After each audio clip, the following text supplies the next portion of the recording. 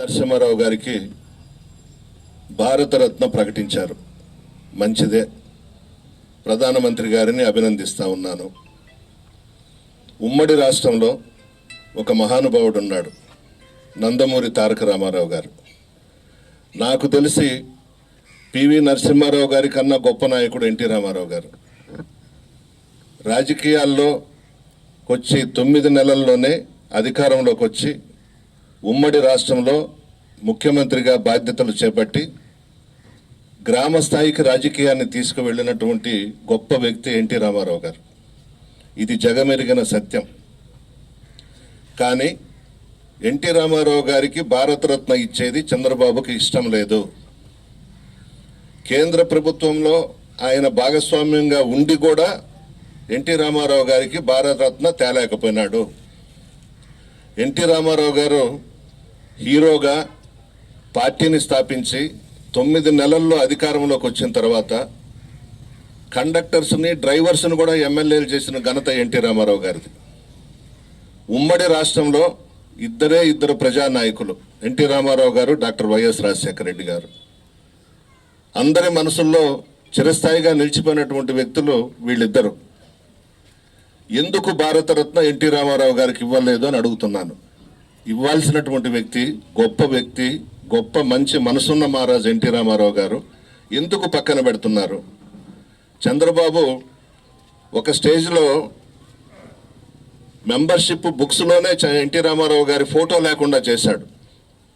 ఆ రోజు మాజీ మంత్రివర్యులు, నా మిత్రుడు తాళపాక రమేష్ రెడ్డి గారు, శ్రీపతి రాజేశ్వర గారు ఇద్దరు కూడా గొడవ చేసి, గందరగోళం చేసి, దానికి చంద్రబాబు భయపడి మళ్ళా మెంబర్షిప్ బుక్స్లో ఎన్టీ రామారావు గారు ఫోటో పెట్టారు. నేను అడుగుతున్నా చంద్రబాబుని, ఈరోజు జనసేనతో పొత్తు పెట్టుకున్నాడు ఎలక్షన్స్లో ఈ రాష్ట్రంలో. బీజేపీతో పొత్తు కోసం నైట్కు నైటే ఢిల్లీకి వెళ్ళాడు. అమిత్ షా కాళ్ళు పట్టుకున్నాడు, నడ్డా గారి కాళ్ళు పట్టుకున్నాడు. ముందుగా చంద్రబాబు చేయాల్సింది ప్రైమ్ మినిస్టర్ గారిని కలిసి ఎన్టీ రామారావు గారికి భారతరత్న ప్రకటించిన తర్వాతనే మీతో పొత్తు పెట్టుకుంటానని చెప్పాలి చంద్రబాబు. కానీ చెప్పడు. ఎందుకంటే ఎన్టీ రామారావు గారికి భారతరత్న ఇచ్చేది చంద్రబాబుకి ఇష్టం లేదు. పివి నరసింహారావు గారి కన్నా గొప్ప నాయకుడు ఎన్టీ రామారావు గారు.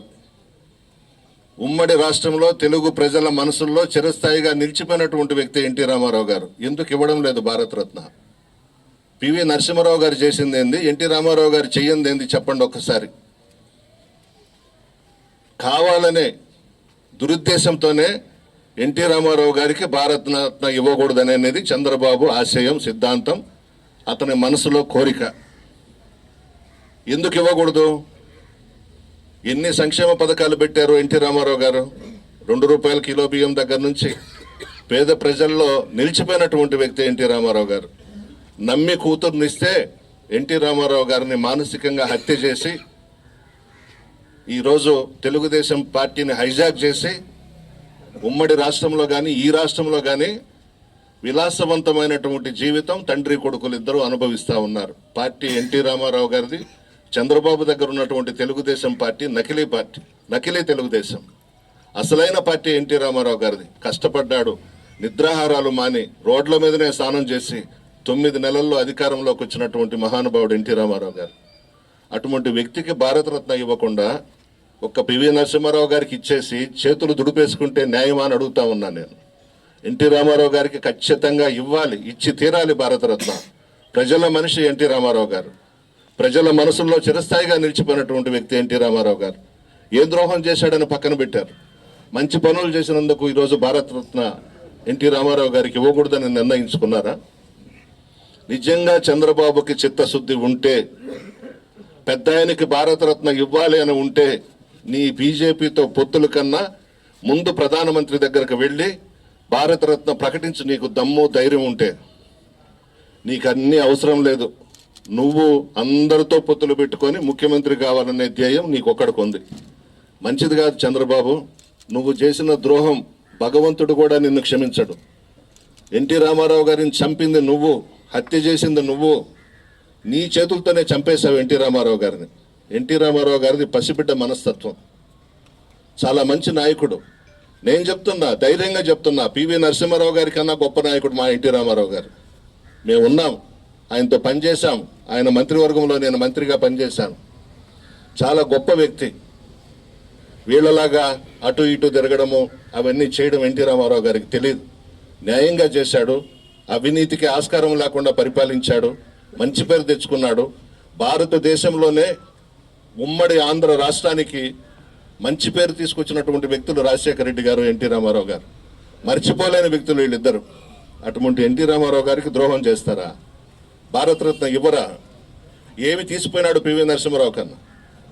పివి నరసింహారావు గారి కన్నా ఎక్కువే చేశాడు ఎన్టీ రామారావు గారు. ఇప్పటికైనా చిత్తశుద్ధి ఉండి మీరు వెళ్ళి ఢిల్లీలో కూర్చొని ముందు ఎన్టీ రామారావు గారికి భారతరత్న ఇచ్చిన తర్వాతనే మీ పొత్తులతో ముందుకు పోండి. నువ్వు ఎంతమందితో పొత్తులు పెట్టుకున్నా, ఎవరి చుట్టూ తిరిగినా ఈ రాష్ట్రంలో కాబోయే ముఖ్యమంత్రి మా జగన్మోహన్ రెడ్డి గారే. ఇది తిరుగులేదు. నువ్వు ఎవరెవరితో పొత్తులు పెట్టుకుంటుంటావో అది మాకు కలిసి వస్తుంది. బీజేపీ వాళ్ళ చుట్టూ తిరుగుతున్నావు. ఏం మాట్లాడావు ప్రధానమంత్రి గారిని? భార్యనే చూసుకోలేనోడు ఈయన ప్రధానమంత్రి అని మాట్లాడావు.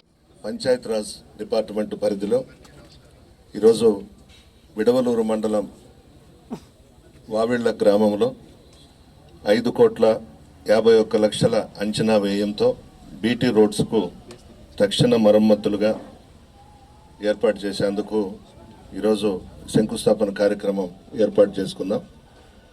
₹1,00,00,000 వావిళ్ళ సెంటర్ నుండి వావిళ్ళ మీదుగా రామతీర్థం వరకు రోడ్డు వరకు, ₹1,50,00,000 బుచ్చి ఊటుకూరు రోడ్డు నుండి వావిళ్ళ వరకు, 91,00,000 వావిళ్ళ నుండి అలగానిపాడు వరకు, ₹1,30,00,000 పార్లపల్లి నుండి చౌటుపాలెం వరకు, 80,00,000 చౌకశల్ల నుండి పల్లిపాలెం వరకు శాంక్షన్ చేయించాం.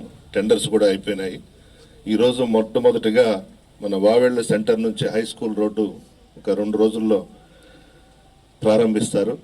త్వరగా పూర్తి చేసి అందిస్తాం. ముఖ్యమంత్రి గారికి, అగ్రికల్చర్ మినిస్టర్ గోవర్ధన్ రెడ్డి గారికి, ఇద్దరికి కూడా ధన్యవాదాలు తెలియజేస్తా ఉన్నా.